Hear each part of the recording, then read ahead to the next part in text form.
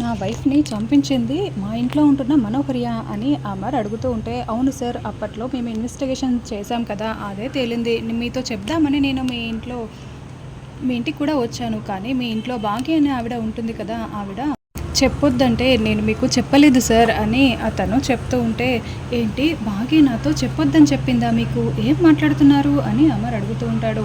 అవును సార్ అని ఆ ఇన్స్పెక్టర్ అంతకుముందు జరిగిన సంఘటన చెప్తూ ఉంటే మనకి చూపిస్తూ ఉంటారు. ఏంటి మేడం, నేను సార్‌కి ఈ విషయం చెప్దామని వస్తే మీరెందుకు వద్దని అడ్డుకుంటున్నారు? ఏంటి విషయం అని ఇన్స్పెక్టర్ భాగ్యని అడుగుతూ ఉంటాడు. మాకింత పెద్ద లీడ్ దొరికితే సార్‌కి చెప్పకుండా ఎలా ఉంటాం మేడం అని ఇన్స్పెక్టర్ అంటే, ఎందుకంటే మనోహరి మా అక్కకి ప్రాణ స్నేహితురాలు. మనోహరి మీద మా ఆయనకి గౌరవం, అభిమానం ఉన్నాయి. మనోహరి ఒక కసాయిదానిలాగా ప్రాణాలు తీసే మనిషని ఆయనకి తెలిస్తే ఆయన భరించలేరు అని భాగ్య అంటే, అందుకని ఒక హంతకురాల్ని మీ ఇంట్లోనే పెట్టుకొని నిజం చెప్పకుండా ఎలా ఉంటారు అని ఇన్స్పెక్టర్ అడుగుతూ ఉంటాడు. మా అక్క ప్రాణ స్నేహితురాల్ని ఇంట్లోనే ఉండనిస్తానని ఆయన మా అక్కకి మాట ఇచ్చాడు. అందుకే ఆ మాట నిలబడాలంటే మనోహరి మా ఇంట్లో ఉండాలి. ఆ విషయం తెలుసుకుంటే ఆయన అస్సలు జీర్ణించుకోలేరు అని భాగ్య అంటే, లేదు మేడం, అలాంటి వాళ్ళు ఇంట్లో ఉండడం మీకు మీ కుటుంబానికి చాలా ప్రమాదం. పైగా ఇంట్లో పిల్లలు కూడా ఉన్నారు అని ఇన్స్పెక్టర్ అంటాడు. ఆయన్ని, పిల్లల్ని, అందరినీ నేను కాపాడుకుంటాను సార్. ఎవరికి ఎలాంటి ప్రమాదం రాకుండా చూసుకునే బాధ్యత నాది. మనోహరి తన తప్పు తెలుసుకొని పశ్చాత్తాపపడే వరకు నేను ఎదురు చూస్తూ ఉంటాను. దయచేసి అంతవరకే ఆయనకి చెప్పకండి అని భాగ్య వేడుకుంటూ ఉంటుంది. ఇది సార్ జరిగింది. అలా భాగ్య మేడం అనేసరికి నేను మీకు ఏమీ చెప్పకుండా వెనక్కి వచ్చేసి కేస్‌ని క్లోజ్ చేసేశాను. మీకు మనోహరి గారి మీద ఉన్న గౌరవం పోకూడదనే భాగ్య మేడం ఇలా చేశారు. ఇది సార్ జరిగింది అని ఇన్స్పెక్టర్ చెప్పడంతో, ఎంత పని చేశావు భాగ్య, నువ్వు మీ అక్క కోసం మనోహరిని క్షమించి వదిలేసావా? నాకు నిజం చెప్పొద్దని చెప్పావా? నిజం తెలుసుకున్న అమర్ దీర్ఘంగా ఆలోచిస్తూ బాధపడుతూ అలా అనుకుంటూ ఉంటాడు. మనోహరి ఇదంతా చెట్టుచాటు నుండి వింటూ ఉంటుంది.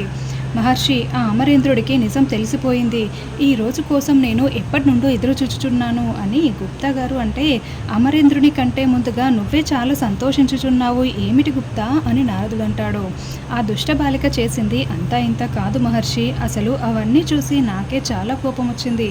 కానీ మేమైతే శిక్ష వేయలేం కదా. పాపం తీరిన తర్వాతే కదా శిక్ష వేసేది. ఇప్పుడు అమరేంద్రుడు ఏం శిక్ష వేస్తాడో ఏంటో అని గుప్తా గారు అంటే, నారదుడు నవ్వుతూ ఉంటాడు. ఏంటి మహర్షి, ఎందుకు నవ్వుతున్నారు అంటే, ఆ దుష్ట బాలికకి ఇప్పుడు శిక్ష పడదా? ఈ అమరేంద్రుడు వెయ్యడా అని గుప్తా గారు అంటారు. చూడు, పాపులన్నింటినీ కూడా లెక్క కట్టి మీరు మీ యమధర్మరాజు ఇద్దరూ కూడా అన్ని శిక్షలు వేస్తూ ఉంటారు. ఇక్కడే శిక్ష పడాలని కోరుకుంటున్నావు. ఏంటి విచిత్ర గుప్తా అని నారదుడు అంటే, అంటే ఇప్పుడు అమరేంద్రుడి చేతిలో ఈ బాలికకి శిక్ష పడదని చెప్తున్నారా అని గుప్తా గారు అంటే, తప్పు చేసిన వాళ్ళు కూడా శిక్ష తప్పించుకోవాలి అని కోరుకుంటూ ఉంటారు కదా. కాబట్టి అమరేంద్రుని విషయంలో ఆ మనోహరి బాలిక మరొక తప్పు చెయ్యనున్నది అని నారదుడు చెప్తాడు. మరొక తప్ప ఏమిటి ప్రభు అని గుప్తా గారు అంటే, అవును, చాలా పెద్ద తప్పిదం చేయబోతున్నది అని నారదుడు చెప్తూ ఉంటాడు. అమర్ దీర్ఘంగా ఆలోచిస్తూ ఇన్స్పెక్టర్తో ఇంకేమీ మాట్లాడకుండా ఆ మలుపురాయి దగ్గరికి నడుస్తూ వెళ్తూ ఉంటాడు. ఇదంతా గమనిస్తున్న డ్రైవర్, సార్ ఏంటి ఏదో ఆలోచిస్తూ వెళ్తున్నట్లున్నారు, ఇప్పుడు నేను వెళ్ళి మాట్లాడితే డిస్టర్బ్ చేసినందుకు తిడతారేమో అని కార్ ఎక్కి అతని పాటికి అతను పక్కకు వెళ్ళిపోతాడు. ఇక అమర్ ఆ మలుపురాయి దగ్గర నిలబడి జరిగిన సంఘటనలు మొత్తం కూడా గుర్తు చేసుకుంటూ ఉంటాడు. ఏమండి, మీకెవరో తెలిసిపోయింది కదా, నిజం తెలిసిపోయింది కదా అని బాగి అడిగిన మాటలు, రణవీర్ చెప్పిన మాటలు మొత్తం కూడా గుర్తు చేసుకుంటూ వెంటనే రణవీర్కి ఫోన్ చేస్తాడు. ఇన్స్పెక్టర్కి ఫోన్ చేసి రణవీర్కి ఒకసారి ఫోన్ ఇవ్వండి అని అమర్ చెప్పడంతో వెంటనే ఇన్స్పెక్టర్ అక్కడ రణవీర్ దగ్గరికి వెళ్ళి లాకప్లో ఉన్న రణవీర్కి ఫోన్ ఇచ్చి, అమర్ సార్ మాట్లాడతాడంట అని చెప్పడంతో, చెప్ప అమరేంద్ర, నా భార్య ఎవరో కనిపెట్టేశావా అని రణవీర్ అడగగానే, నీ వైఫ్ మనోహరియే కదా అని అమర్ అంటాడు. అది విన్న రణవీర్ చాలా షాకింగ్గా, నువ్వు సూపర్ అమరేంద్ర, ఒక్క క్లూ ఇవ్వగానే భలే కనిపెట్టేశావే. ఎస్, ఆ మనోహరియే నా భార్య, నా ఎక్స్ వైఫ్ అని రణవీర్ చెప్తాడు. నీ పక్కన ఉంటూనే నన్ను చాలాసార్లు కాపాడింది. ఇప్పుడు నా భార్య ఎవరో నువ్వు కనిపెట్టేశావు, నా కూతురు ఎవరో నేను తెలుసుకోవాలి, చెప్తావా అమరేంద్ర అని రణవీర్ అంటాడు. నేను నీ కూతురు ఎవరో చెప్పే ముందు నేను ఒక విషయం తెలుసుకోవాలి. మనోహరి ఎందుకు ఇదంతా చేసింది అని అమర్ కోపంగా అడుగుతూ ఉంటే, అదేంటి అమరేంద్ర, అంత పెద్ద విషయాన్ని కనిపెట్టిన వాడివి ఇంత చిన్న లాజిక్ తెలుసుకోవడం లేదా నువ్వు అని రణవీర్ అంటే, నాకు మీ నుంచి నిజం రావాలి అని అమర్ అంటాడు. వెరీ సింపుల్, మనోహరికి నువ్వంటే చాలా ఇష్టం. నువ్వేమో మనోహరిని పెళ్లి చేసుకోకుండా అరుంధతిని పెళ్లి చేసుకున్నావు. అప్పుడు మొదలైంది అరుంధతి మీద పగ.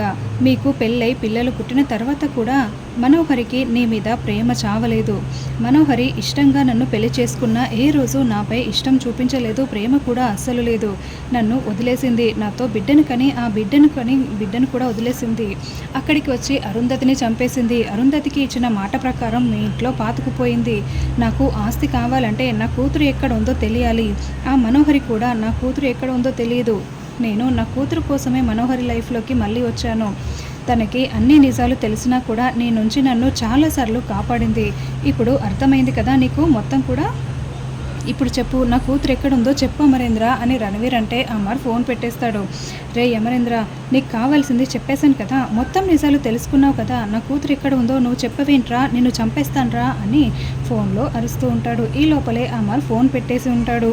రే ఫోన్ ఇచ్చేసి నీ పన్ను చేసుకురా అని, లేకుంటే ఎన్కౌంటర్ చేస్తాను అని ఇన్స్పెక్టర్ వార్నింగ్ ఇస్తే, రే నన్నే ఎన్కౌంటర్ చేస్తావా, నేనెవరనుకుంటున్నావు, రణవీర్ అని లాకప్లో ఉన్న రణవీర్ కేకలు పెడుతూ ఉంటే ఇన్స్పెక్టర్ అక్కడి నుంచి పక్కకు వెళ్ళిపోతాడు.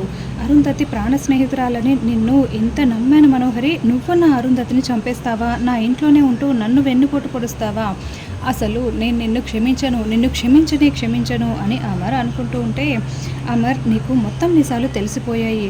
ఇప్పుడు నువ్వు నన్ను క్షమించవు కాబట్టి నాకు కూడా అర్థమైపోయింది. నాకు దక్కని నువ్వు ఎవరికి కూడా దక్కకూడదు. ఆరుని పంపిన చోటికే నిన్ను కూడా పంపించేస్తాను, నిన్ను చంపేస్తాను అమర్, చంపేస్తాను అని మనోహరి అనుకుంటూ ఉంటుంది.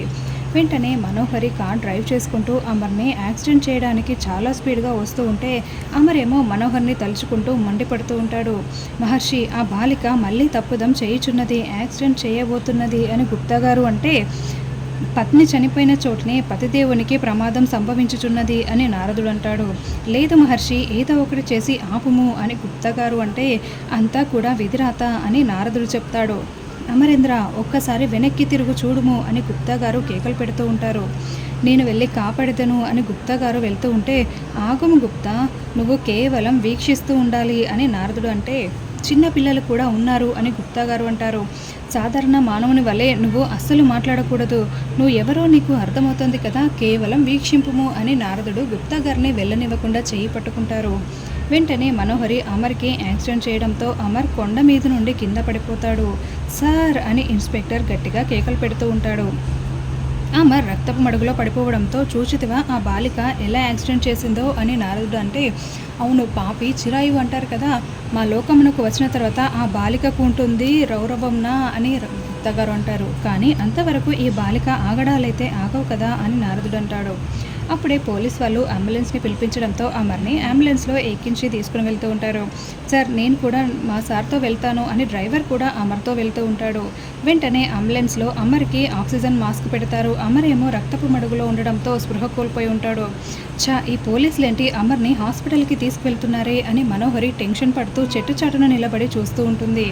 నారద మహర్షి, మనం కూడా హాస్పిటల్కి వెళ్దాం పదండి, అక్కడ ఏం జరుగుతుందో చూద్దాము అని గుప్తా గారు అనడంతో, అవును ఈ కథ ఎటు మలుపు తిరుగుతుందో ఆ జగన్నాథుడు ఎన్ని చిత్ర విచిత్రాలని చూపించనున్నాడో వీక్షిస్తాము పదండి అని నారదుడు కూడా అంటూ ఉంటాడు. రాథోడ్ చాలా హుషారుగా కారు తుడుచుకుంటూ ఉంటే అప్పుడే ఎస్ఐ దగ్గర నుండి ఫోన్ వస్తూ ఉంటుంది.